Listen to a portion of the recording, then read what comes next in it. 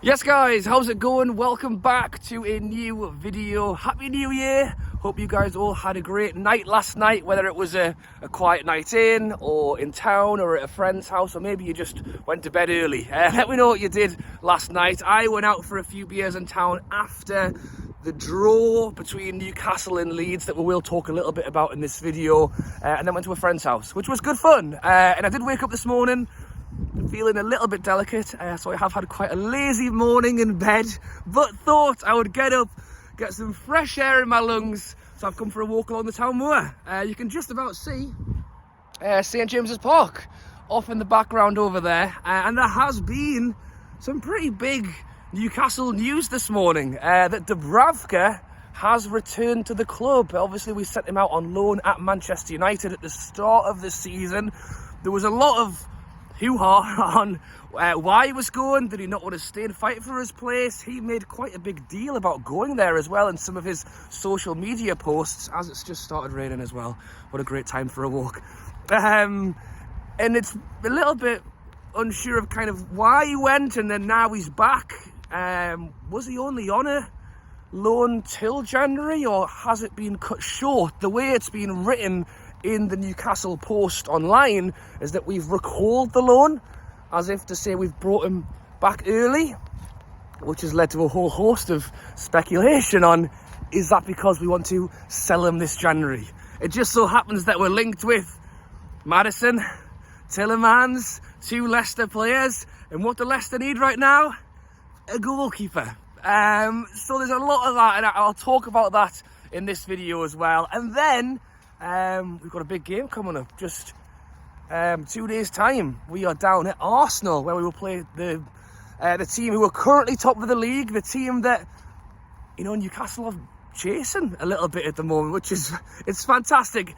You know, I've said it a few times now, and we're into a new year, but 2022 for Newcastle, from bottom three to top three in a year, it's not been too bad. And that's kind of the view I had coming out of the Leeds game. It was frustrating. I thought the ref was pants. I thought the ref had a shocker. And yes, there was a lot of frustration around the Leeds players, time wasting. But that's what they came to do. And at the end of the day, we are going to have to deal with that a lot more. Botman had a chance first half. Burn had a chance first half. Chris Wood with his Pele-esque chest, as I say, yeah, the clap before the game with Pele, and I think Chris Wood was channeling his inner Pele when he chested it round the goalkeeper, and I'm thinking this is going to be an absolute screamer, and then he toes it out into the stands. We had chances. We could have been 2-3-0 up in the first half, and it was one of them games. If we'd got one, I think we would have scored a few. It just didn't happen. And there was frustration, and there was a few players in there who don't think had a great game. I thought Chris Wood was okay. It's tough because when Wilson's not playing, you look at Chris Wood and go, if Wilson had been there, and that's probably the case. But I would say there was positions all around the pitch who just didn't have a great game. As I say, you can't win them all. It will be great to do that, but you don't. And sometimes you'll have a game like that.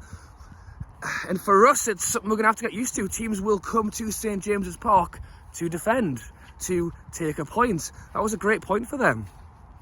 First half, I thought the game was a lot more open, because I thought Leeds were coming out. They wanted to go for it. Second half, they went into the changing rooms at half time, and Jesse Marsh went, right, park the bus, lads. We'll take the point. And we couldn't break it down. We were really good in the first half of like nipping it round corners and taking it round, like little passes that were leading to good play. It doesn't always work. And in the second half, it got even tougher because they were giving us no room.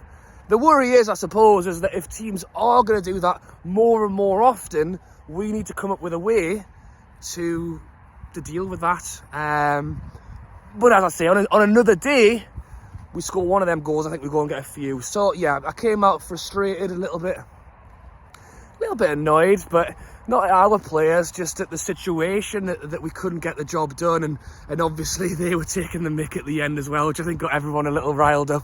But we took the point. As I say, it was a great year, and we want to try and kick on this year as well, and we also want to try and kick on with this January window. Granqual, I believe, is announced as of today as a Newcastle United player, which is very exciting. The young lad, the Socceroo from Australia, who, you know, went and showed his skills off in the World Cup as well. Fantastic to see that. At the time of recording, early afternoon, Newcastle are still yet to officially announce it.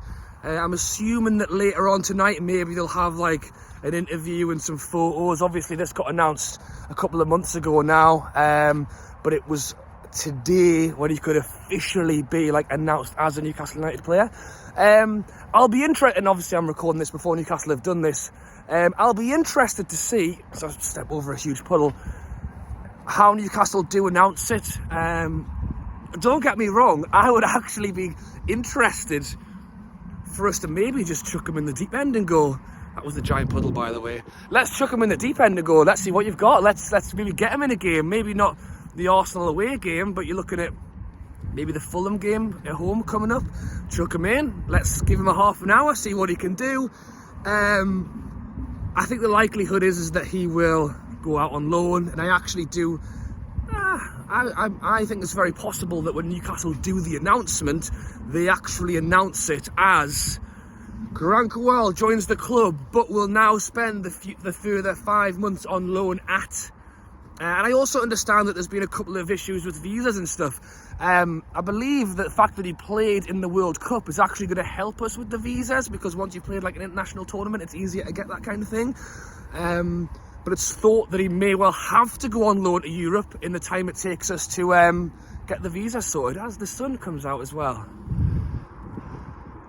It's great, I know it's off topic, it's great having this right in the middle of a city centre, pretty much, this huge area. Who knows, could it be the site of a future stadium for Newcastle? I would doubt it, to be honest, but it's a conversation that's also going on. And then, so that will be number one through the door. Technically, number two through the door is Martin Dubravka, as I've mentioned earlier on.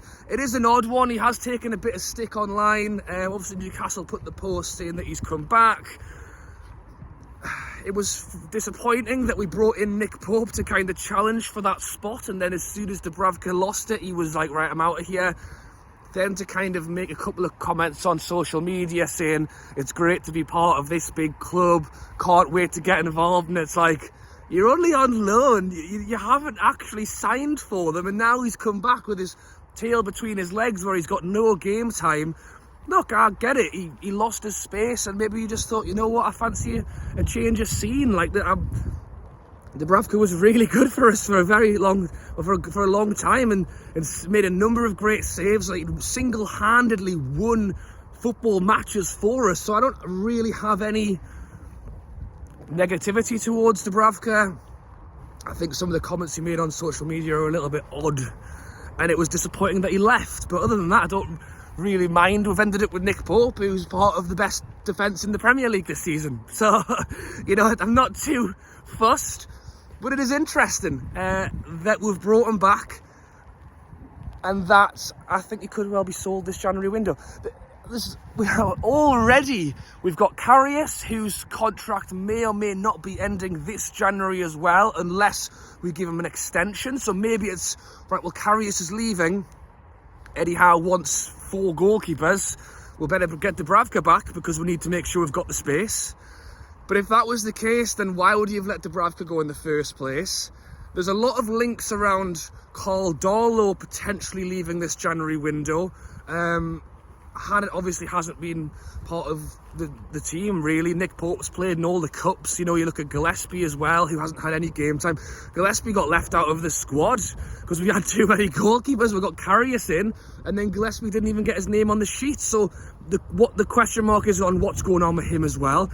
Generally speaking, is Karius, Darlow and Gillespie like good enough number twos?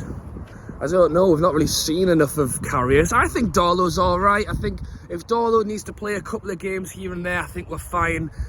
If Nick Pope did get an injury, that's when you worry. But in fairness, looking at Dubravka's couple of games he had at Manchester United, I don't really know where he is at the moment either. So, yeah, it's all a bit of a big question mark. I've no doubt that everything will be revealed very soon. But I think one of the big, I guess, arrows that I feel is being pointed to is that Dubravka could be getting sold.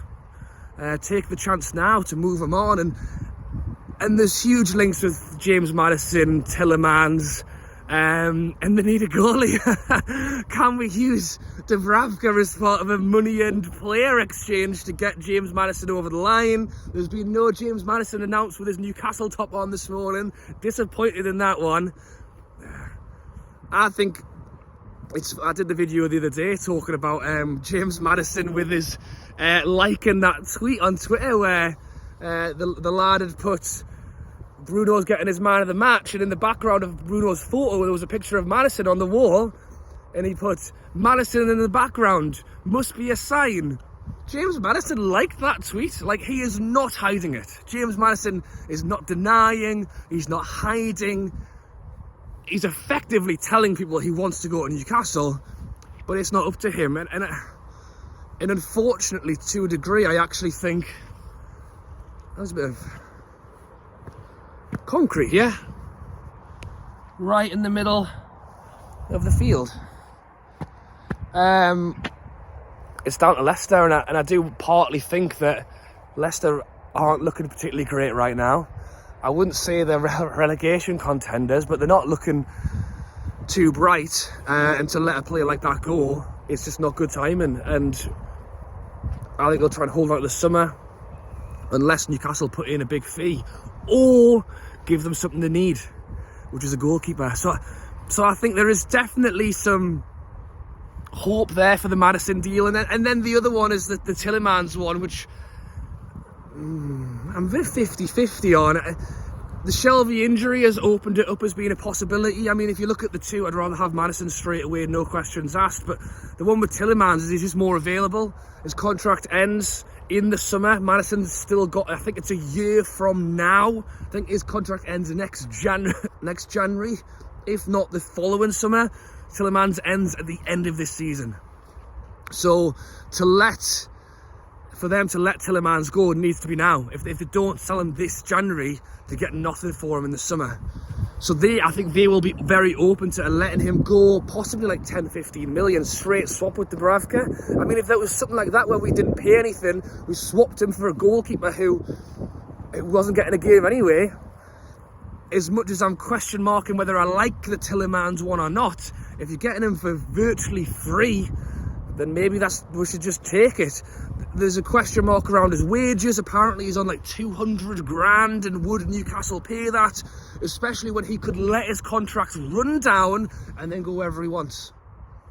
So that's another question. As much as we've got a great project here, we're a step up from Leicester right now. He could go anywhere in the world and probably get paid more because he'll have no actual transfer fee this summer. There's a lot of action going on in-house by the sounds of things. Lots of rumours on people like Bruno getting new contracts this January window. Could this be the moment where Newcastle go, right, if we are going to have to pay James Maddison £160,000 a week, if we are going to have to pay Tielemans £140,000 a week, wouldn't it be better to have the players who already play for us earning that kind of money, so that we're not just bringing a player in, right, you're the top paid, and then people like Bruno and Botman, who have been fantastic, are turning around and going, hang on, should now be getting that? So I think there could well be some contract announcements coming out in the next week or two to basically put the players in line with the way the club's going. Obviously, you don't want to overextend. We haven't got European football yet, hopefully. But the one good thing with us is that it's not like speaking of Leeds, it's not like a Leeds back in the day. Sorry, the wind's blowing, hopefully it sounds okay. It's not like a Leeds back in the day where they overextended, didn't get European football, and all of a sudden they can't afford to pay for stuff. But we've got the owners who can back it, so if we do end up not getting where we want or don't getting the money that we want, we will be able to cover it. Hopefully the sound's been okay for just the last few minutes there. The wind is going crazy. But yes, it's an exciting time. It's an exciting little walk. I hope you've enjoyed my little vlog out here as I've walked off, as I say, not quite a hangover, just more of a groggy morning feel. Try and start the new year in a positive way with a bit of fresh air. And yeah, we've talked about quite a lot there. Let me know your thoughts ahead of the Arsenal game. I think I'll probably do a full preview tomorrow on that one, which is why I've not talked about it too much. Let me know your thoughts on the January. Let me know your thoughts on Martin Dubravka. Would you be happy for him to come in and stay and challenge with Nick Pope, or do you think he's burnt his bridges a little bit by doing what he's done? Did his loan end this January, or have we brought him back early? Or did Manchester United say, by the way, Eddie, we're not going to use him anymore, so you may as well have him? Who knows what's going on with that? And are we going to use Dubravka as maybe as a bit of a bargaining tool this January window? Let me know what you think. I hope you guys have enjoyed the video. Lots to talk about there. No doubt there'll be lots of fun and exciting stuff going on with Newcastle over this January window. If you're not subscribed and you have been watching for the last 15 minutes, be sure to subscribe and drop a like. I'm hoping to going to have plenty of videos, as always, about Newcastle United. Can't wait for the Arsenal game. And hopefully we might have a few transfer videos coming up soon, and hopefully a couple of announcements as well.